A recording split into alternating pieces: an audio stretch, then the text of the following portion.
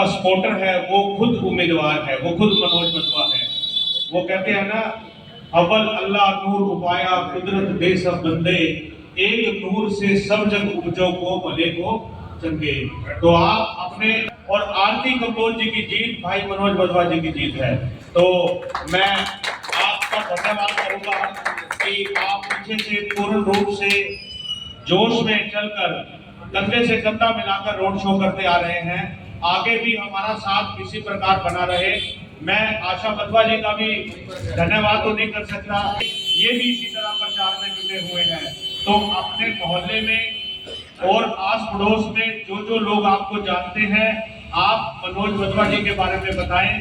हमारी लड़ाई जो धन बल है उससे है, हम जनबल हैं, वो धन बल है। तो धन, अगर हमने धन बल को खत्म करना है, बेईमानी को और को भारी मतों से जिताए, अपना आशीर्वाद दे। 2 तारीख को हमारे यहाँ चुनाव उत्सव, हमें उस चुनाव उत्सव में बढ़ चढ़कर भाग लेना है। बहुत बहुत धन्यवाद। अब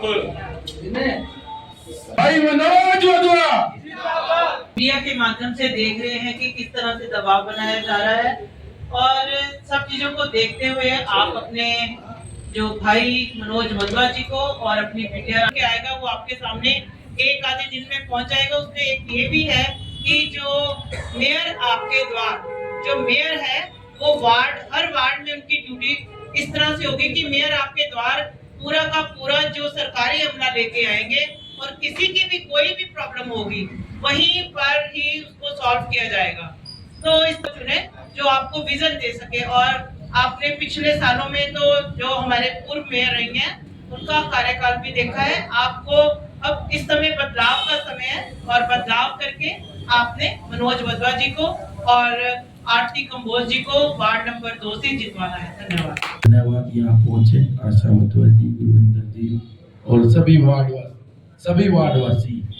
ये जो चुनाव है एक लोकतंत्र का चुनाव है। आपने देख लिया किस तरह से ये दाब रहे हैं।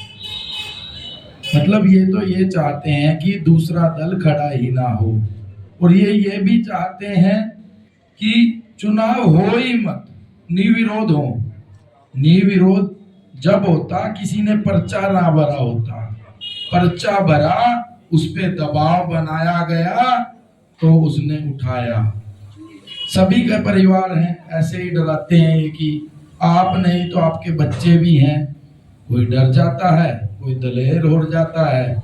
इससे अगर जो कोई दबाव में आया है वो बैठ गया। लेकिन ये मैं बात कह दूं, कहीं ये ऐसा करके इन्होंने कहीं जो सोए हुए शेर थे उनको जगाया है। आने वाला समय 12 तारीख एक तरफा करनाल की जनता इनको दिखा देगी। लोकतंत्र की हत्या करने वाले को किसी ने नहीं छोड़ा। अंग्रेजों को भगाया, अब इनको भगाने की बारी आ गई है। ये जो चुनाव है धन वर्सेस ईमानदारी है।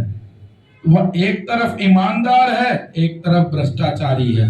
इन्होंने किस किस चीज में पैसे खाए, यहाँ तक कि कुत्तों की नसबंदी में भी पैसे खा गए। इससे शर्म की बात क्या होगी। तो सभी से अनुरोध है, करनाल वासियों से जो यहाँ बैठे हैं, इनसे सभी से अनुरोध है, इनके पास धन भी है, बल भी है। धन इतना है कि कमरे भरे पड़े हैं। मैं तो यही अपील करना चाहूंगा, धन भी लो इनका, पैसे भी लो, खाने का भी लो, पीने का भी लो, मगर वोट हाथ पर। क्योंकि ये अगर जो हाथ पर वोट नहीं देंगे, लोकतंत्र खत्म आ जाएगा। पहले अंग्रेज आए थे, अब ये बीजेपी वाले अंग्रेज हैं। इनको भगाना है, हाथ लाना है, मनोज को लाना है, वार्ड को खूबसूरत बनाना है। भाई मनोज वधवा, कांग्रेस पार्टी। ईमानदार को वोट दोगे या भ्रष्टाचारियों को? पक्का। जय श्री राम। धन्यवाद।